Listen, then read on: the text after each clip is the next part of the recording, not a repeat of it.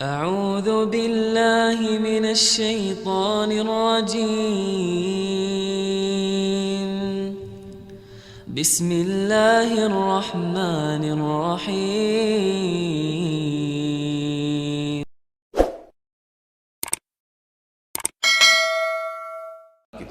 Baik, ini pertanyaan terakhir ya. Saya mau tanya bagaimana hukumnya kalau saya menghadiri tahlilan karena saya diundang, tapi saya diam saja tidak mengikuti, apa hukumnya? Karena di tempat saya masih banyak orang-orang ahli bid'ah. Untuk apa hadir gitu? Sudah hadir nggak ikut, duduk manis gitu kan? Ya sama. Ulama mengatakan masih boleh kita datang ke satu tempat yang ada perbuatan dilarang dalam agama, ibadah yang tidak dicontohkan seperti perbuatan bid'ah. Kalau kita bisa mengingatkan dan hanya datang ingatin ini nggak boleh ya, karena Nabi tidak pernah contohin, pulang, itu boleh. Tapi kalau duduk di situ nggak boleh. Sama ada orang lagi nonton film nggak benar, lalu kita duduk di situ, enggak deh, saya mau nasihatin mereka. Gimana caranya kita mau nasihatin, tontonannya lagi jalan? Nggak mungkin. Nanti kalau kita nasihatin ini nggak boleh gini-gini, kita keluar langsung dia bilang, tadi juga ikut nonton. Datang, maaf ya, itu nggak boleh dalam Islam, dilarang, haram gini-gini, tinggalin. Nggak usah pusing dengan hidayah di tangan Allah, bukan kita. Kan kita tidak mungkin kan gitu. Jadi walaupun kita mau, nggak mungkin kita bisa memberikan hidayah kepada siapapun. Allahu a'lam. Ustadz, tetangga ana masih melakukan tahlilan dan ana diundang untuk menghadiri tahlilan itu. Bagaimana sikap saya seharusnya agar tidak mengikuti ya, menyakiti, agar tidak menyakiti hati tetangga saya itu. Taib. Jadi ketika ada acara-acara yang tidak ada dasarnya dalam syariat, acara-acara kematian seperti itu, ya maka kita sebagai seorang muslim tidak boleh untuk menghadirinya. Tidak boleh untuk menghadirinya. Nah, ya. Dan kalau dia menghadirinya, ya maka kita mengkhawatirkan kena laknat dari Allah Subhanahu wa taala dan Rasulnya. Karena disebutkan dalam hadis, la'anallahu man awa muhditsan. Allah melaknat orang yang membantu terjalannya pelaksanaan acara-acara bid'ah di dalam agama. Maka tidak boleh yang seperti itu. Nah, dan bagaimana caranya agar kita tidak menyakiti hati tetangga itu? Ya, pertama, yang ada di dalam Islam, kita boleh bertakziah. Takziah itu boleh. Ini takziah itu artinya menghibur. Yang ada orang mati, jangan tidak didatangi juga. Didatangi tapi untuk menghibur dia. Nah, tapi jangan pas acara-acara tahlilannya. Mungkin dia datangi di waktu-waktu yang bukan acara tahlilan, ya. Kemudian untuk melembutkan hatinya, bawakan amplop, ya kan? Kemudian kasih makanan dia, supaya dia tidak berburuk sangka sama kita. Dan kita tampakkan mana yang sebenarnya yang harus dilakukan. Jadi jangan hadir acara tahlilannya, tapi takziah dia. Takziah itu 3 hari setelah hari kematian. Takziah, hibur dia, ya, bawakan makanan-makanan supaya dia pun tidak merasa tersakiti. Wallahu alam. Kalau bisa dijelaskan, tentu saja dijelaskan bahwasanya tahlilan atau acara-acara kematian itu tidak ada dalilnya di dalam syariat. Pertanyaannya, gimana kalau undangan yang 40 harian? 40 harian sendiri, ya, di luar dari pembahasan kita yang tadi, wajib atau sunnah. Kenapa? 40 harian seperti yang Bapak katakan tidak ada ajarannya dalam Islam. Walaupun niatnya baik, walaupun isinya di situ sedekah, baca Quran, ya kan? Tapi agama ini bukan martabak, bukan kue. Baik. Yang diolah tambah bumbu ini, tambah bumbu ini, tambah bahan ini, jadilah, ya, boleh halal jadinya. Ya. Tidak. Agama itu datang dari Rasulullah Shallallahu Alaihi Wasallam. Ya, kalau makanan boleh, ya kan, terigu campur sayur-sayur mayur, campur garam, ya, kemudian masukin diaduk, kemudian masukin minyak goreng jadi bakwan. Betul, halal. Tapi kalau agama ditambahi doa-doa, ditambahi sedekah, ditambahi zikir Allah, baca Quran, jadilah, ya kan, 40 harian. Tidak, apakah boleh? Tidak boleh, ya. Ya, tidak boleh. Baik. Kenapa? Tidak ada tuntunannya dari Nabi SAW. Sudah berapa banyak yang meninggal pada zaman Nabi? Khadijah meninggal dunia, istri tercinta Rasulullah SAW. Apakah dirayakan? Diperingati? Didoakan seperti itu? 1, 2, 3, 4, 5, 6, 7, 40, 100, ya, haulan segala macam, tidak ada. Ya, tidak dikenal.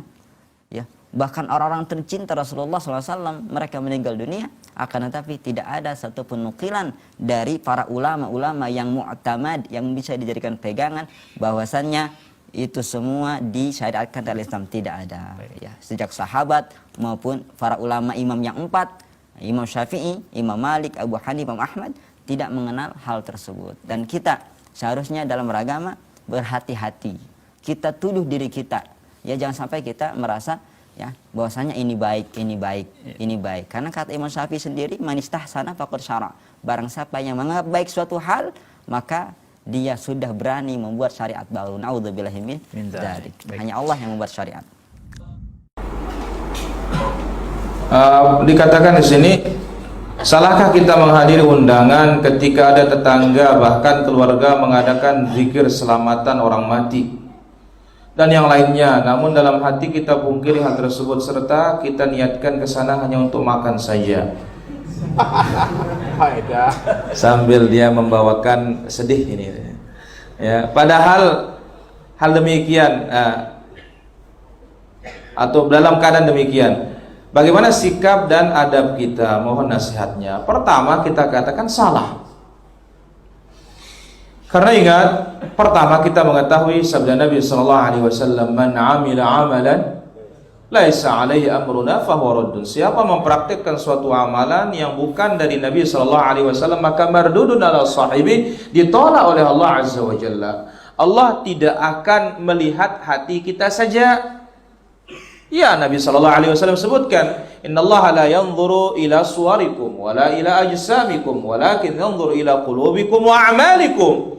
Allah azza wa jalla tidak melihat bentuk kalian, tidak melihat tubuh kalian, tetapi yang dilihat dua. Apa itu? Hati dan amalan kita. Dan di sini niatnya hanya mau makan saja katanya. Padahal kalau kita mendengar apa sabda Nabi, ucapan para sahabat Jarir bin Abdullah al-Bajali, dan hadis ini hukumnya marfu'. Diriwayat oleh Imam Ahmad dan yang lainnya, Nabi Jarir berkata, "Kunna na'uddul ijtima'a." Kami para sahabat menganggap kumpul-kumpul wa sun'at ta'am, dan membuat makanan inda ahlil mayyit, di tempat keluarga yang kematian, minan niyahah, termasuk meratap. Disebutkan dalam Sahih Bukhari, innal mayyit la yu'adzabu bima niha alaih, atau kama qala sallallahu alaihi wasallam dalam hadis yang sahih. Seorang mayit akan disiksa oleh Allah karena ratapan keluarganya. Jadi meratap ini bukan saja menangis, tapi di antara bentuk ratapan niyahah itulah dia tadi, al-ijtima', kumpul-kumpul. Wa sun'at ta'am, buat makanan. Maka itu sebabnya dalam mazhabul Imam Syafi'i, kumpul-kumpul di tempat kematian buat makanan ini adalah hukumnya haram. Namun dalam sighah akrahu, kata beliau, wa akrahul ma'atib. Jadi akrah. Dan ini diteliti oleh para ulama usul bahwasanya ucapan Imam Syafi'i rahimahullah taala, demikian juga ucapan Imam Abu Hanifah, namanya akrah ini derajatnya adalah haram. Dan itu dia ucapan sahabat Jarir bin Abdullah al-Bajali.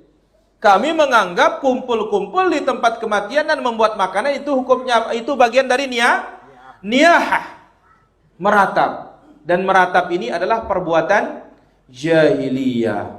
Maka kita katakan nggak boleh. Ya, nggak boleh. Loh, apa yang salah? Kan kita zikir. Nggak ada salahnya untuk zikir, tapi zikir di rumah, bukan zikir di tempat kematian.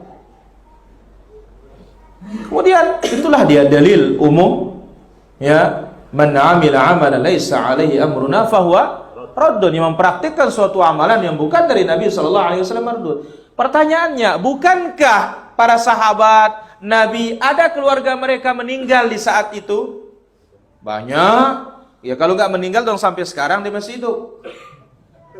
Ya, sekarang begitu meninggal ada nggak kumpul-kumpul? Oh, dia nggak sempat Nabi katanya. Wah, berarti antum yang sempat. Ya, subhanallah. Ingat loh para jamaah ucapan Imam Malik rahimahullah ketika ditanya oleh seorang, min aina uhrim, dari mana aku ihram? Qala, simpel jawabannya, min indi ma ahraman Nabi sallallahu alaihi wasallam, dari mana Nabi mulai ihram. Baik, jadi Nabi sallallahu alaihi wasallam ihramnya dari Dzulhulaifah karena itu miqat. Ya, miqat. Nah, orang ini mengatakan apa? Ya, inni uhrim min indi masjidin Nabi sallallahu alaihi wasallam wa min indil qabr, katanya. Hai Imam Malik, kalau aku maunya ihramnya dari Masjid Nabawi, dari kubur langsung, dari kuburnya Nabi sallallahu alaihi wasallam. Apa jawaban Imam Malik rahimahullah ta'ala? Beliau mengatakan, la taf'al, inni akhsha 'alaikal fitnah. Jangan, kamu kena fitnah nanti. Qala hiya amyal aziduha. Hai Imam Malik, apa fitnahnya? Karena aku nambah hanya beberapa mil saja. Nambah beberapa mil. Apa jawaban beliau? Wa ayyu fitnatin ashad min annaka tara nafsaka sabaqta ila fadilatin lam yaf'alha Rasulullah sallallahu alaihi wasallam. Tidak ada fitnah yang lebih dahsyat selain dari engkau menganggap dirimu telah mendahului Nabi mengerjakan suatu keutamaan dan kemuliaan yang Nabi sendiri belum sempat mengerjakannya. Ini cukup fitnah luar biasa sudah nih para hadirin. Jadi Nabi dulu nggak sempat zikiran, kita yang sempat sekarang ini. Ya, jadi ini fitnah dahsyat ini para jamaah. Fitnah dahsyat. Kita menganggap secara tidak langsung ya, karena nggak ada yang mengatakan saya lebih hebat, nggak ada dari Nabi. Tapi secara tidak langsung lisanul hal kita, praktek kita menunjukkan bahwasanya aku yang sempat mengerjakan, Rasulullah nggak sempat. Buktinya apa? Rasul nggak zikiran dulu, saya yang zikiran sekarang. Wa inna lillahi wa inna ilaihi raji'un. Allah ta'ala ala wa ala. Alhamdulillahi rabbil alamin. Segala puji bagi Allah, Tuhan seluruh alam.